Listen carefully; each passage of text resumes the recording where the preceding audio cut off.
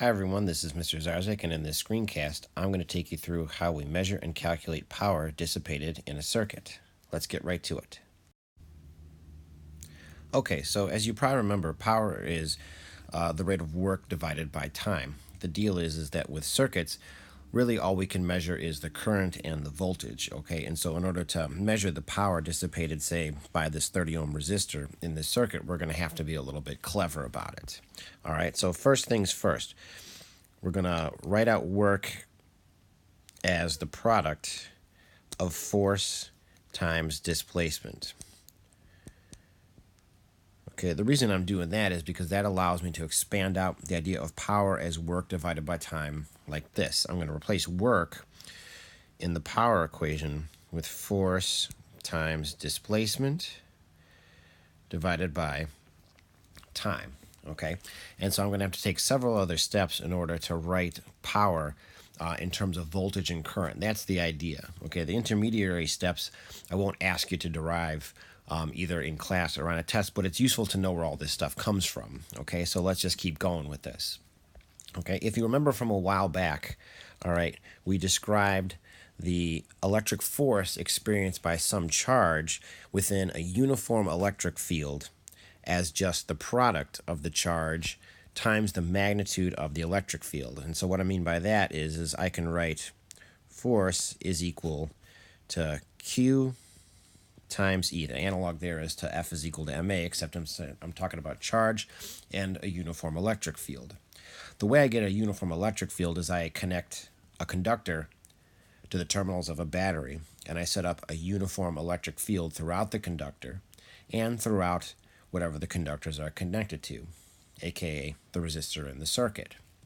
Okay, so the deal is that when I do work against the electric field, that work must be done where a force is applied against the direction of an electric field. And what I mean by that is if we lift something in a gravity field, I'd apply a force upwards where the force of gravity acts downwards, and by applying that force upwards, I get a change in gravitational potential energy.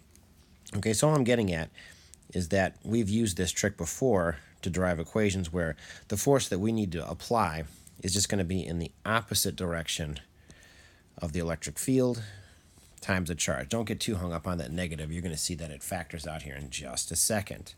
All right, going back over to the other side here. Okay, I'm going to take and I'm going to replace force in the equation with what I just wrote. Okay, so I'm going to substitute in power is equal to, and then instead of force, I'm going to write negative EQ, close out my parentheses, okay, and then I cannot forget, I should say, the D divided by T. So I'm just rewriting power's work over time, okay, in terms of some other things. Okay, so if I just keep going with this, okay, you might also remember from our discussion of electric potential, all right, that if I have, say, parallel plates set up to generate a uniform electric field, well, then the voltage changes as a function of the distance of separation between the plates, all right, times the value of the electric field. Okay, and so what I'm getting at here is that in class we saw that the voltage goes up as the electric field gets bigger and can be calculated by multiplying the value of the electric field times the distance of separation between the two, with the little caveat there that the direction that voltage goes up is in the opposite direction that the electric field points.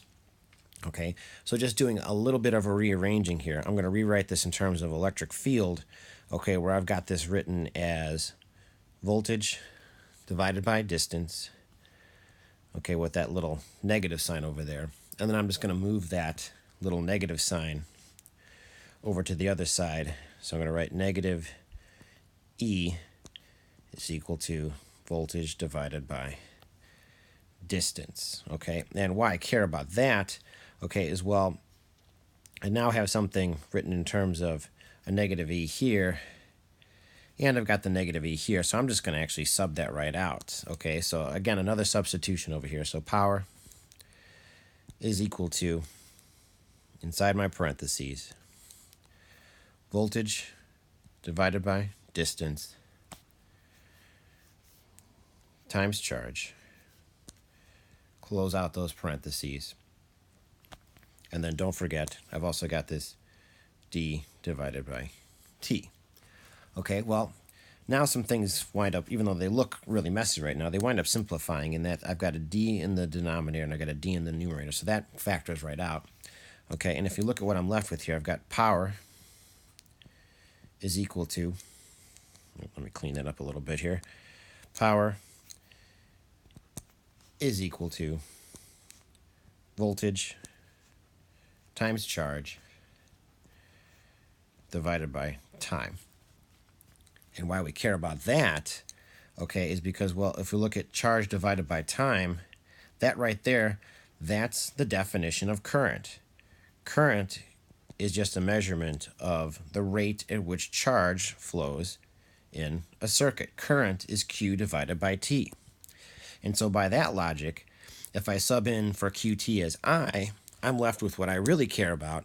Okay, and all of this just gets me to power is equal to voltage times current, which is fantastic because in an electrical circuit, the two things that I have the ability to measure with meters are voltage and current.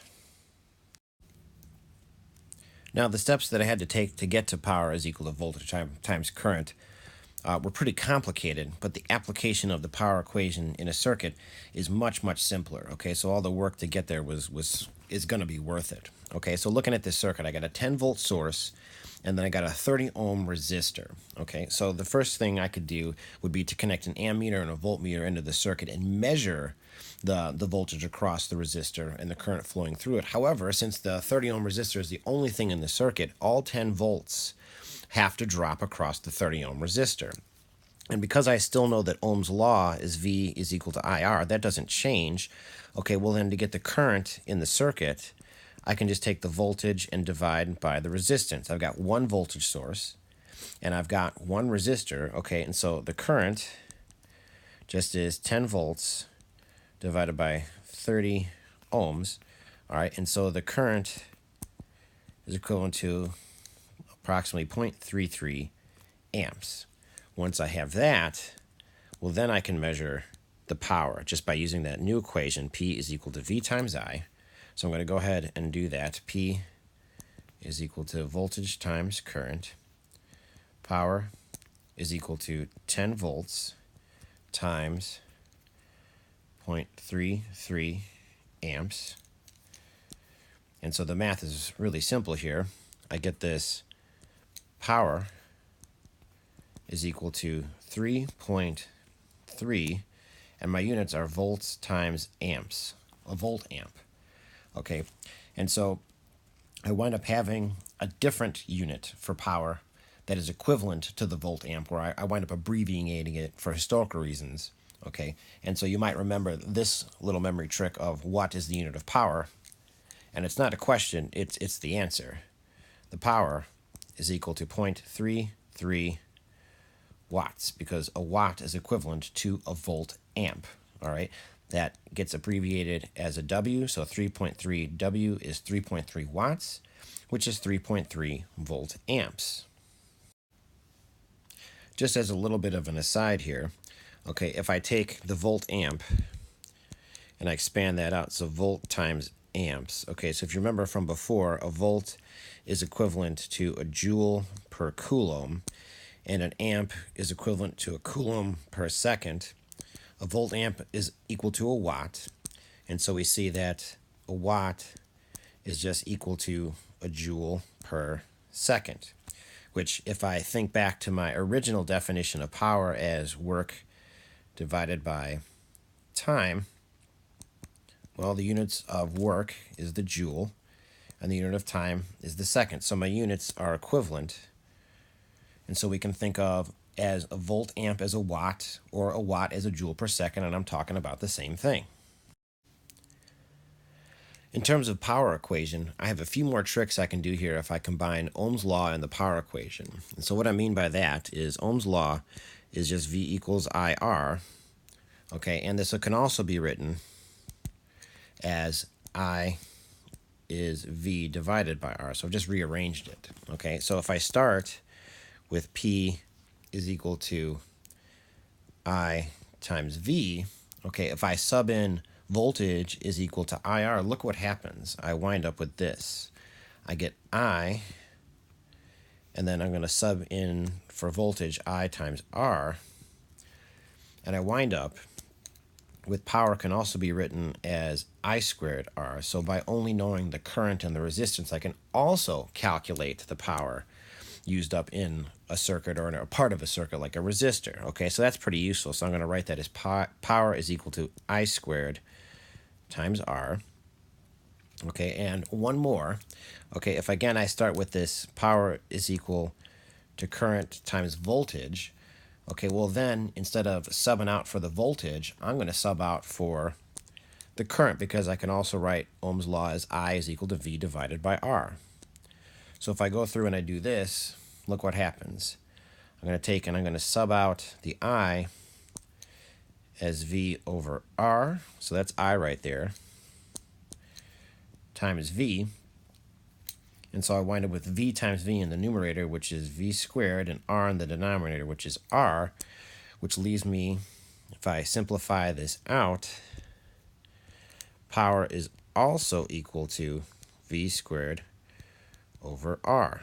So I have really three different ways to calculate power depending upon what I know about a circuit: voltage, current, or resistance. And so here I've supplied you with a summary of all the different equations and rules that we've derived for circuits thus far. Up in the upper left here, I've got my rules for series circuits. Remember that in a series circuit, the total voltage provided by the supply is just the sum of the voltage drops across the different circuit components like resistors or light bulbs. In a series circuit, the current is constant throughout, and to find the total resistance, I just add up the individual resistors. Whereas with a parallel circuit, okay, the rules are somewhat flipped.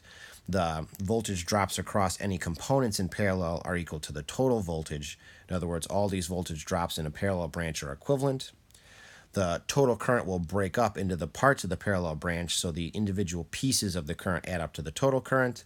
And I find the total resistance by using this little 1 over formula, where 1 over RT is equal to 1 over R1 plus 1 over R2 plus however many resistors I happen to have in parallel. All right, we just worked out the power equation, so P is equal to IV, P equals I squared over R, and P equals V squared over R. And the way I got these extra two in red here was just doing some substitution with Ohm's law and P is equal to IV. And then just so we don't forget, we've also got the resistor equation where R is resistance, rho here is resistivity, L is the length, and A is the cross-sectional area of the resistor that we build.